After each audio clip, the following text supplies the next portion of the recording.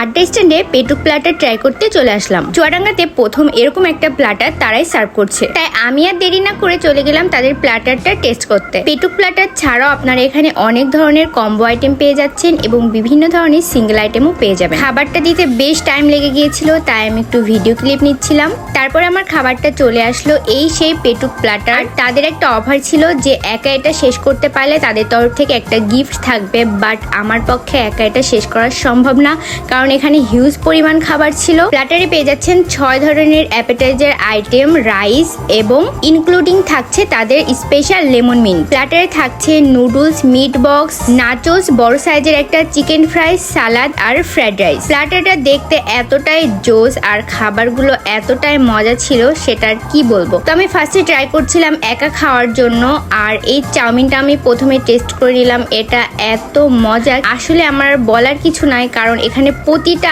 আইটেমই খুবই মজা ছিল। মিট বক্সের মধ্যে হিউজ পরিমাণ চিকেন ছিল, সসেজ ছিল আর আলু ছিল, সবকিছু খুব সুন্দরভাবে ফ্রাই করা ছিল। এরপরে চলে গেলাম নাচোস ট্রাই করতে। লাস্ট চুয়াডাঙ্গাতে কবে ভালো একটা নাচোস খেয়েছি আমার মনে নাই, বাট তাদের এই নাচোসটা খুবই মজা, আমি ফার্স্ট টাইম ট্রাই করলাম। আর চিকেন ফ্রাইটার কথা কি বলবো, খুব সুন্দরভাবে ফ্রাই করা ছিল আর ভিতরে ছিল একদম জুসি আর সফট। আমার কাছে তো খুবই ফ্লেভারফুল আর মজা লাগছে। আর সালাদটা ছিল গাজর, শসা, ধনিয়া পাতা এগুলো দেওয়া, আর ওপর থেকে মেয়োনিজ আর সস দেওয়া ছিল, এটাও বেশ মজা ছিল।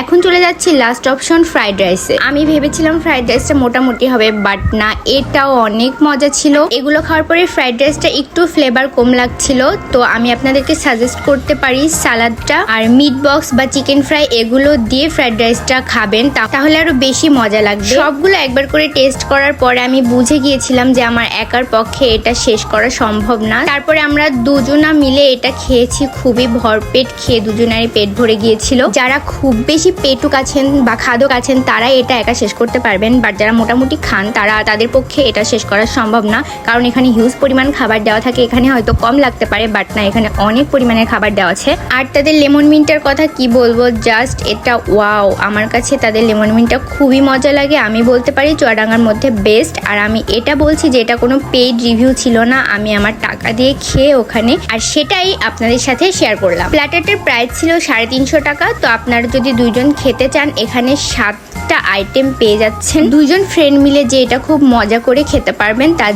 যারা এখনো ট্রাই করেননি এটা ট্রাই করতে পারেন।